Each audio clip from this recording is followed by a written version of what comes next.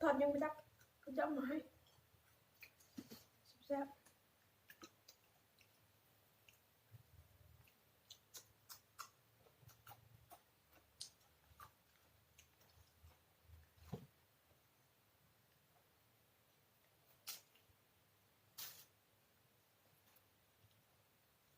ทำกระปุ่นเผ็ด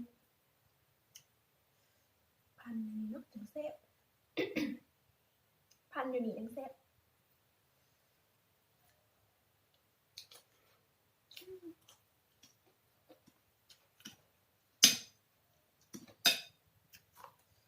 พวกพริกแดงเลยนะ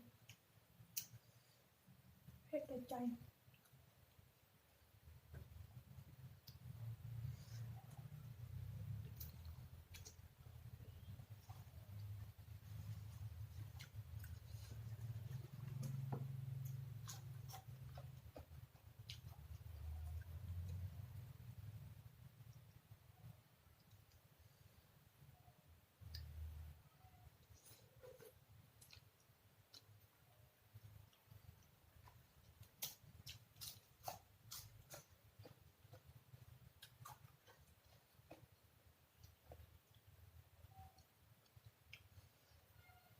พันหนึ่งเผ็ดเส้นยาวเลย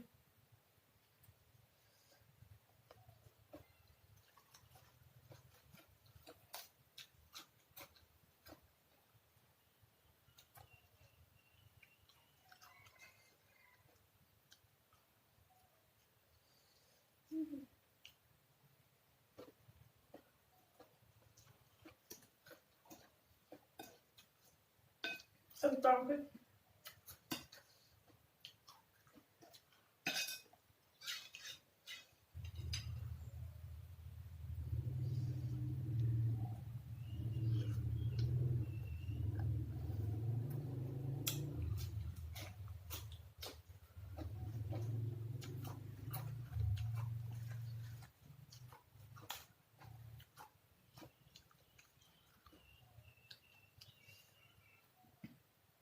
บอกคิดว่ามันจะเผ็ดขนาดนี้เผ็ดแห้งเส้นไม่ยาวเลย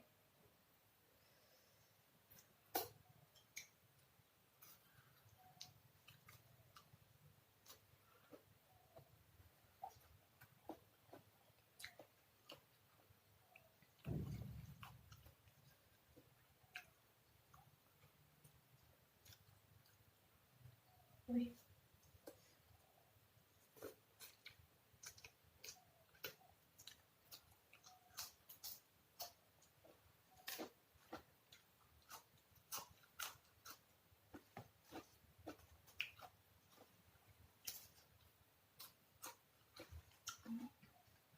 คือรักซื้อมาแต่ตลาดงามงาม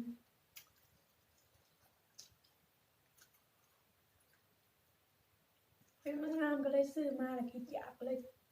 ยัดตำปุ่นใส่สักบาท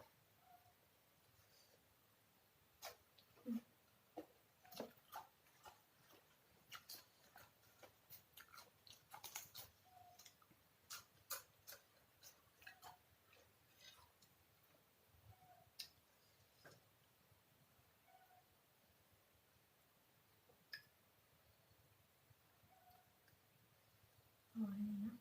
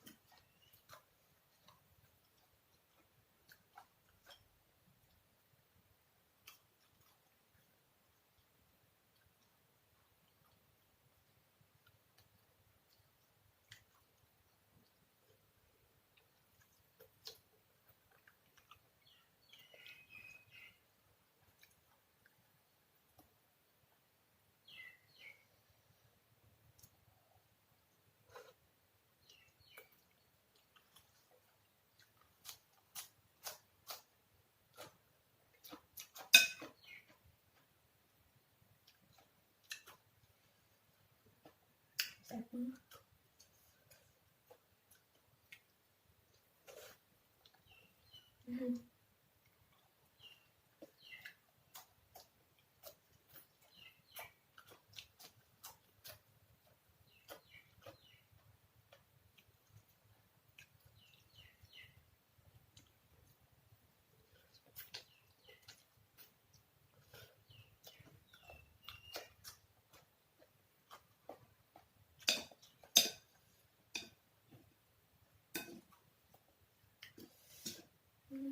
เผ็ด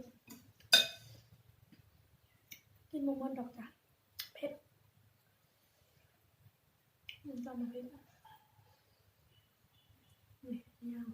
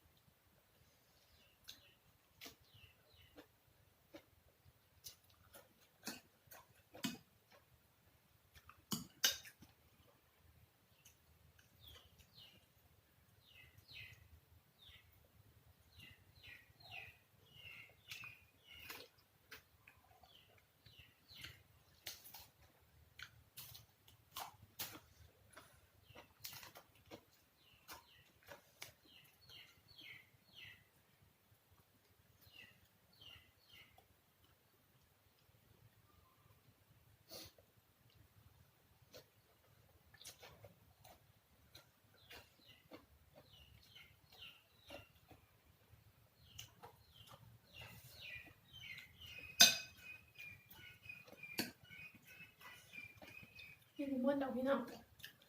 มันเผ็ดแห้งไปก่อนเด้อ